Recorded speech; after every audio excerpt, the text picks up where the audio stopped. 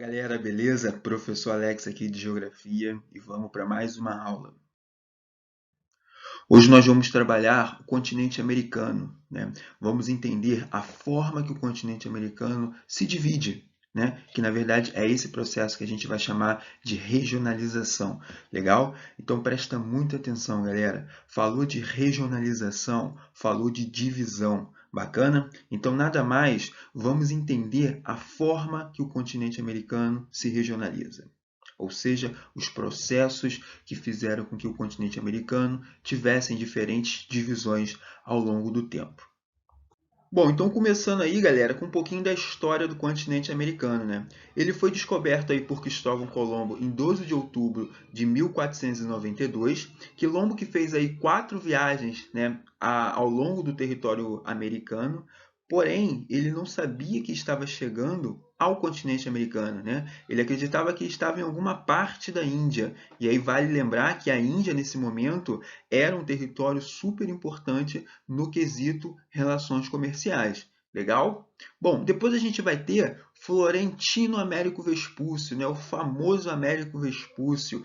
Em uma de suas viagens, né, em uma de suas expedições, ele vai relatar em uma carta o continente americano como sendo o novo continente, né? Isso vai ser lá em 1499. E por que novo continente, galera? Porque, na verdade, o continente europeu já era um continente reconhecido por eles, né? Nesse momento, ele vai buscar entender uma nova feição, uma nova natureza, né? E aí ele vai relatar o continente americano como sendo esse novo continente. Então surge aí um termo, né, de novo continente. E aí por que o continente americano tem esse nome de América? Né? Nada mais porque é uma homenagem feita ao florentino Américo Vespúcio. Né? Américo Vespúcio, continente americano, então é uma homenagem feita a ele. Já a sua localização, né, a gente entende que é um continente bastante extenso no sentido norte-sul, se vocês forem observar esse sentido vertical, né, ele vai ser cortado aí pela linha do Equador, ele vai ser cortado pelo Círculo Ártico lá em cima, lá no hemisfério norte, ao sul ele vai ser cortado pela linha do Trópico de Capricórnio. Bacana? Ele é o segundo maior continente em extensão territorial. É banhado aí tanto pelo Oceano Atlântico do lado direito, como o Oceano Pacífico do lado esquerdo, ou lado ocidental. Legal? Bom, e aí por ele ter essa grande extensão, né, de norte a sul, e sendo o segundo maior continente, a gente já consegue entender que ele tem uma grande variedade, né, climática, porque ele vai passar por diferentes zonas climáticas da Terra, né, que seria ali a zona equatorial, a zona temperada e a zona polar, certamente mais próximo do polo, assim como ele também vai apresentar uma grande variedade de solos e de vegetação também. E isso tudo se justifica pela gama de variedades de clima e de características físicas que a gente vai encontrar ao longo de todo o território do continente americano. Legal? Vamos lá!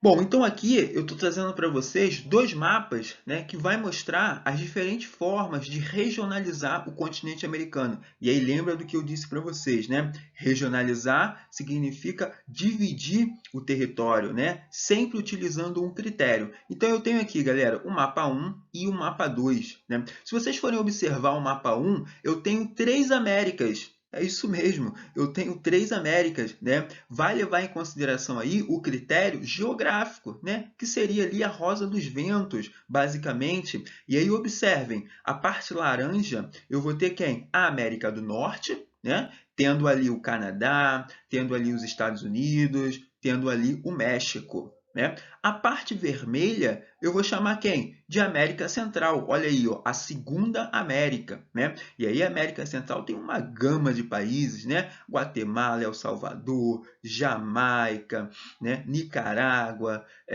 Cuba, Porto Rico, enfim, uma série de países aí dentro da América Central. E aí a parte verde, eu vou ter a terceira e última América, que seria a América do Sul, né? Onde o nosso maravilhoso país se encontra. E aí se vocês observarem, ó, o Brasil, ele abrange grande parte da América do Sul, né? Além do Brasil, a gente vai ter quem? Paraguai, Argentina, Uruguai, Bolívia, Peru, Colômbia, Guiana, Suriname, Guiana Francesa, Chile, enfim, né, diversos países. Então, olha que coisa interessante. Eu posso dividir o continente americano em 3 Américas, né? A América do Norte, a América Central e a América do Sul. Agora, mais interessante ainda é você observar o mapa 2 e ver que existe uma outra forma de dividir o continente americano também. E aí, que forma seria essa, né? Tá lá, ó. Essa parte em rosa a gente vai chamar de América Anglo-Saxônica. Já ouviu esse termo, anglo-saxônico? Pois é um termo que significa aí os povos, né? Os povos com colonização inglesa, tá? Já a parte em verde, a gente vai entender como a América Latina. E por que latina? Porque foram colonizados pelos povos latinos. Então, se você observar o mapa 2, você vai entender que os colonizadores, né, tanto da região ali em rosa como da região em verde, né, foram diferentes. Né? E é exatamente isso que a gente vai discutir aqui. Vamos ver como a América anglo-saxônica, e aí basicamente seria o Canadá e os Estados Unidos, tá, galera? Isso é muito importante. Nesse tipo de divisão do continente americano, a gente vai considerar a América anglo-saxônica somente o Canadá e os Estados Unidos. Show? E aí vejam bem, por que anglo-saxônica? Porque foram colonizados pelos povos saxônicos, que estão ali no norte da Europa, tá? Já a América Latina seria do México até a pontinha da América do Sul. E aí eu posso considerar sim, né? O México, mais essa parte aí da América Central, mais os países da América do Sul. E eu estaria chamando eles de América Latina. E aí, novamente, por que latina? Porque foram colonizados pelos povos latinos. E quem seriam os povos latinos, né? Seriam Portugal, seria Espanha, a França também vai ter uma certa contribuição nesse momento de colonização. Vamos aprofundar e entender melhor o que a gente está trabalhando aqui de regionalização. Bom, então vamos lá. Primeiro, né, como vocês podem observar de cara ao mapa, eu trago para vocês essa forma de regionalizar o continente americano, tá? E aí vejam bem, esse tipo de regionalização, ele vai ficar muito conhecido ali pelo processo de colonização, né? E aí quem é que vai ser os colonizadores do continente americano? Basicamente os europeus, né? Os povos europeus. Mais especificamente quem? Né? Seriam os espanhóis, seriam os portugueses, os franceses e os próprios ingleses. E aí qual é a ideia, galera, de colonização? Né? É impor os seus hábitos, é impor a sua cultura aos novos habitantes que até então eles encontrariam aqui no continente americano. Tá? Então é você trazer a cultura europeia, trazer a cultura da França, trazer a cultura da Espanha e de Portugal e impor isso dentro do continente americano. Legal? Então vamos lá. Pegando essa forma de regionalização aí da América, né? Onde a gente tem a América anglo-saxônica e a América Latina, a gente vai entender que o critério utilizado nesse momento para dividir o continente americano é o critério cultural, né? É o critério linguístico, é aquela ideia. América anglo-saxônica, por que anglo-saxônica? Porque foi colonizado pelos povos saxônicos. Então, basicamente, eles vão ter aí o inglês como seu idioma oficial. Legal? Enquanto que a América Latina, eu vou ter aí a latinidade, né? Os povos latinos, que seriam os portugueses, os espanhóis e os franceses, de certa forma.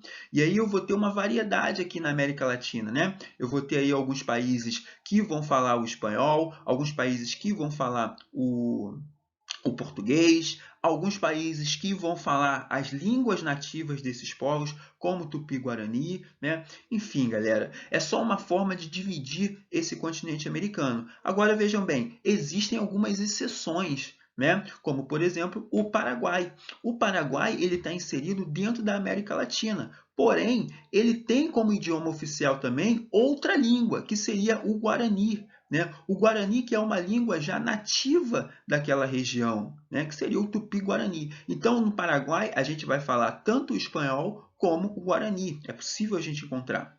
Já na Guiana, já na Jamaica, Trinidade e Tobago, a gente vai ver que se fala o inglês. Olha que coisa interessante. São 3 países, né, que estão dentro da América Latina, mas eles vão ter como idioma oficial o inglês. Né? Por que isso? Porque esses países eles vão ter aí diferentes colonização dos demais países que estão dentro da América Latina. Tá?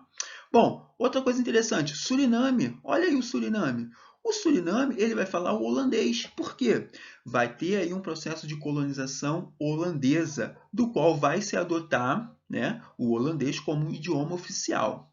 Já o Canadá, que seria um grande país ali da América anglo-saxônica, né, colonizado pelos povos ingleses, olha que coisa.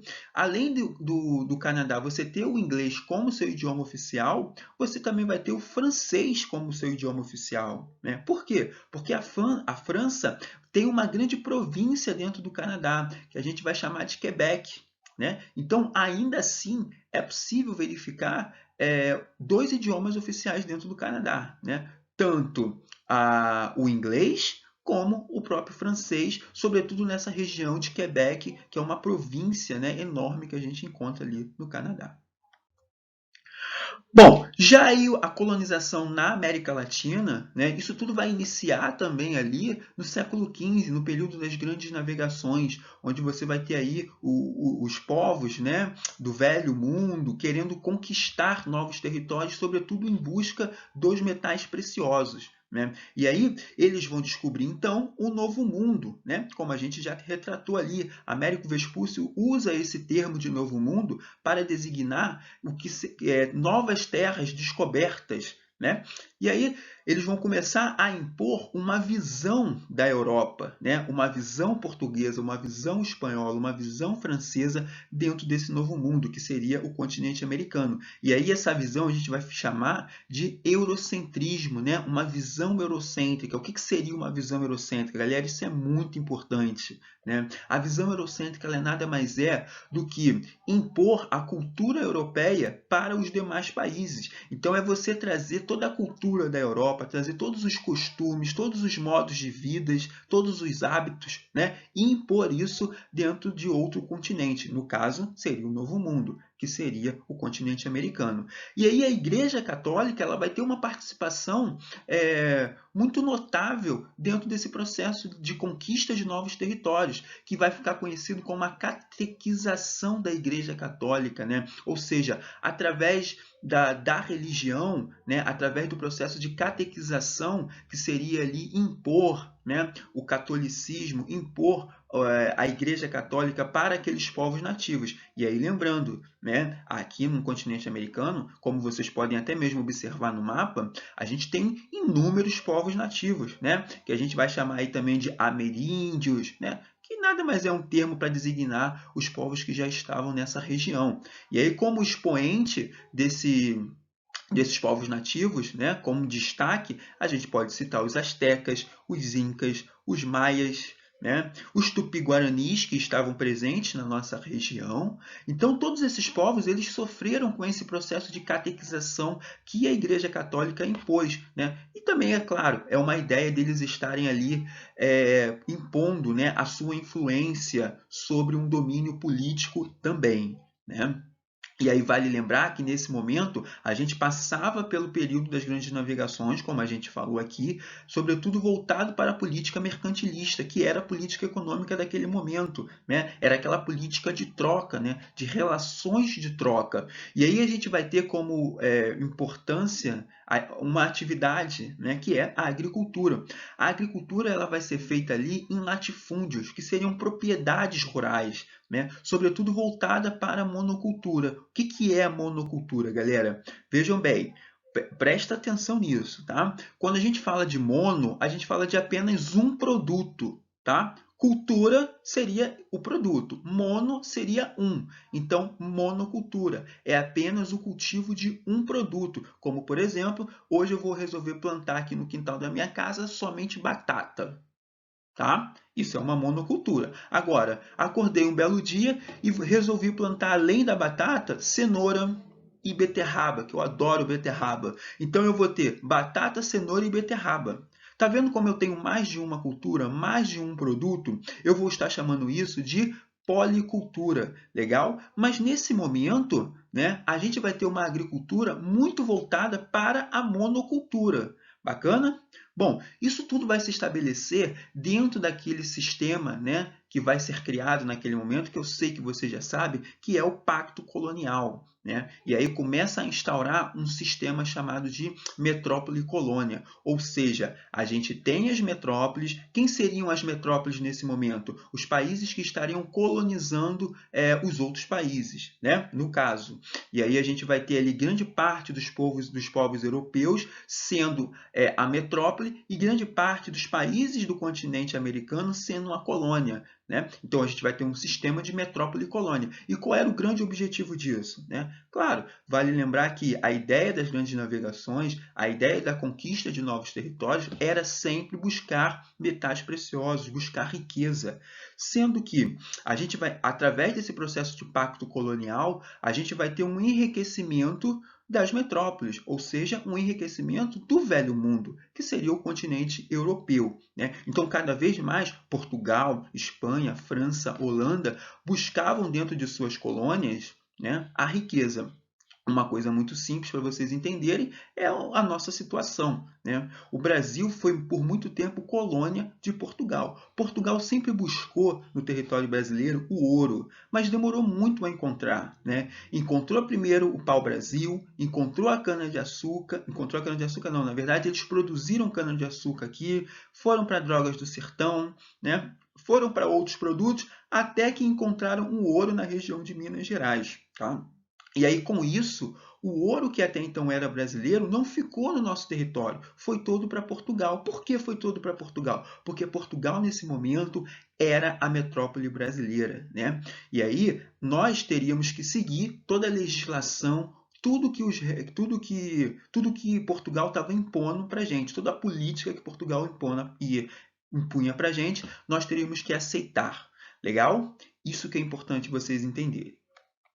Bom, já aqui eu trouxe para vocês um mapa, né, que vai mostrar o processo de colonização na América luso-espanhola. Por que luso-espanhola? Porque a gente vai considerar tanto a colonização portuguesa como a colonização espanhola, né?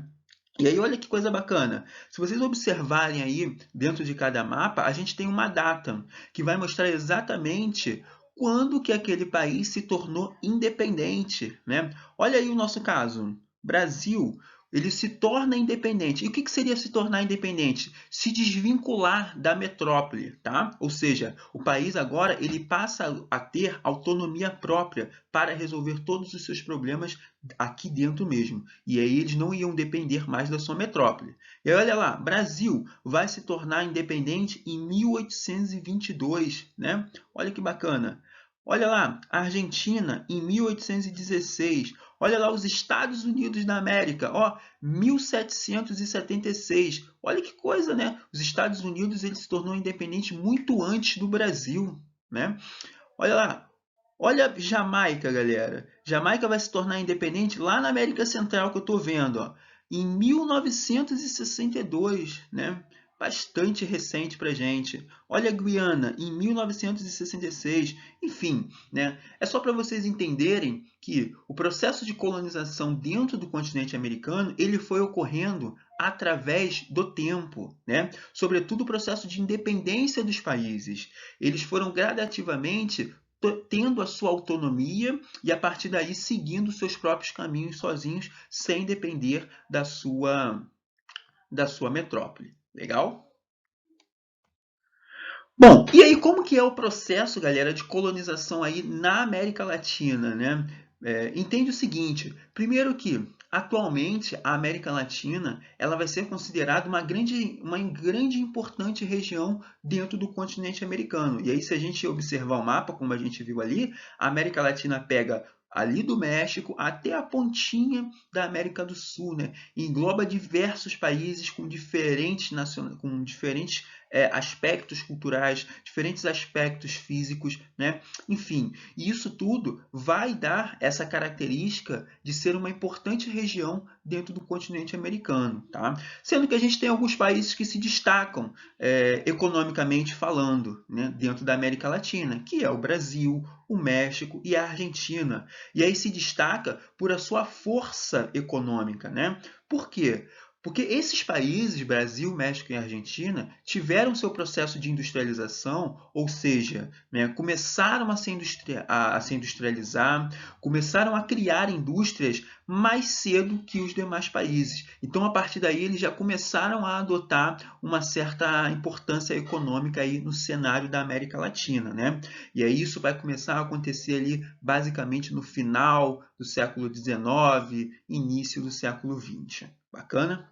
Bom, só que esses países que a gente falou, Brasil, México e Argentina, eles acabam sendo países em que depende das exportações. O que eu quero dizer com isso? Que os produtos que são feitos aqui dentro, né, do Brasil, lá dentro da Argentina, lá dentro do México, né, todos eles são feitos para fora. Né? Ou seja, a economia ela é muito voltada aí para uma política exportadora, ou seja, para vender para outros países, sobretudo, né, matéria-prima.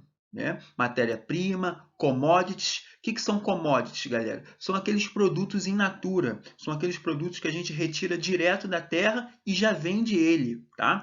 Como é a soja. E também as próprias commodities minerais. Né? O que são commodities minerais? São os minerais que existem debaixo da terra e que, através do processo de mineração, eles são extraídos, como minério de ferro, alumínio, bauxita, né? Nióbio, o ouro é um tipo de mineral também, e eles são extraídos e eles são vendidos para outros países. Certamente que no Brasil a gente não tem aí uma grande região com concentração de ouro, né? Pelo menos hoje em dia não mais. Porém, a gente ainda assim encontra regiões que conseguem extrair da terra, né, do solo, esse tipo de mineral que é o ouro. Tá? Bom, outra coisa interessante é que esses países eles também vão se destacar numa produção de produtos manufaturados. O que seriam produtos manufaturados? Né? São aqueles produtos que vão servir para a produção de outros, tá? Ou seja, aqueles produtos que foram feitos de fábricas e que podem se complementar com outros produtos de outras fábricas. Bacana?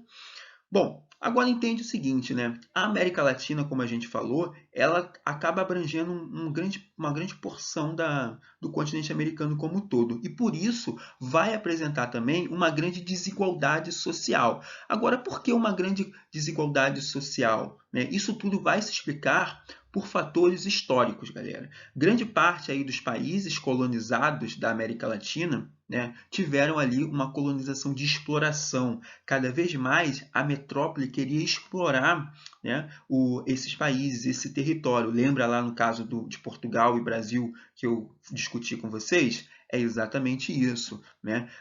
As metrópoles que queriam enriquecer, as metrópoles queriam conquistar os metais preciosos. Né? E aí essa exploração ela foi completamente desenfreada. Né? E isso, atualmente, gerou todos esses processos de desigualdade. Por quê? Não deu tempo das colônias, até então, se desenvolverem, criarem autonomia, criarem mecanismo para se desenvolverem economicamente falando. Né? Então, essa exploração colonial, ela favorece uma dinâmica que a gente tem hoje, que é a dinâmica da concentração de renda. Né? O que significa a concentração de renda, galera? Eu vou ter aí grande parte do dinheiro concentrado na mão de poucas pessoas, né? Que seria aí na mão daqueles grandes empresários. Em contrapartida, eu vou ter muitas pessoas sem dinheiro nenhum. Então isso gera uma certa desigualdade, né? E isso fica muito nítido aí quando a gente anda na rua e vê diversos moradores de rua, muitas pessoas pedindo esmola, pedindo dinheiro, vendendo balinha, né? Isso está muito presente no nosso dia a dia. E aí, galera, a gente chega nas Três Américas. Já ouviu falar de Três Américas? Pois é, mas olha só, as Três Américas nada mais é do que uma forma de dividir o continente americano, né, em três partes, de regionalizar o continente americano em três partes. E aí a gente vai ter quem? Olha o mapa. A parte azul, a gente vai ter a América do Norte, a parte do meio, né, que seria o centro ali em vermelho e em um laranja, a gente vai ter quem? A América Central e a parte amarela seria a América do Sul. Então, essas seriam as três Américas. América do Norte, Central e América do Sul. Bacana? E aí na América do Sul, a gente vai ter quem? O Canadá, os Estados Unidos, o México. Já na América Central, olha que coisa bacana, a gente pode redividir a América Central e aí entender a América Central em sua parte istmica. O que é a América Central istmica, né? A parte da América Central istmica é a porção do continente, é a porção do território. Lembrando, né, que istmo nada mais é do que um conceito que vai explicar uma pequena porção de terra ligando duas maiores porções. Prestou atenção no que eu disse para você? Vou repetir, hein? Olha lá. A parte da América Central istmica é feita através de um istmo. O que é um istmo?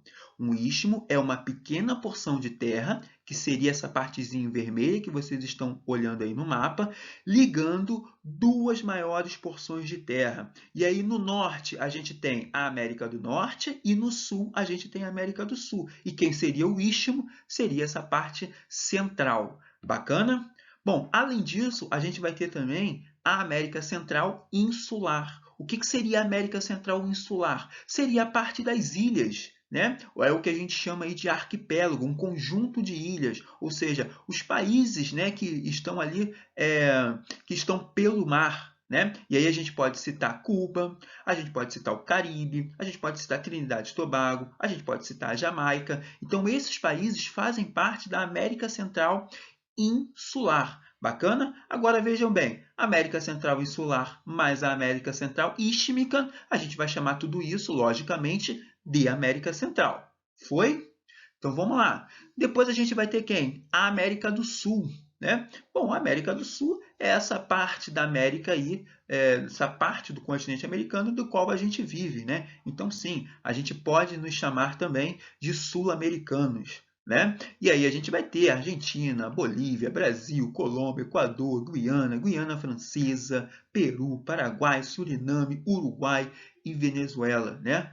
Ufa, uma série de países que a gente vai ter aí. Bacana? Agora vejam bem, por que eu disse para vocês aí de 3 Américas, né? Porque a gente vai ter um critério diferente daquele que a gente estudou em América Anglo-Saxônica e América Latina, né? Para considerar aqui essa divisão de 3 Américas, a gente vai utilizar o critério da localização geográfica, né? Da Rosa dos Ventos, que seria a parte norte, que seria a parte central e seria a parte sul. Então, a gente vai buscar entender as características físicas, os aspectos físicos das regiões, né? E a partir daí a gente vai definir o que seria América do Norte, Central e América do Sul.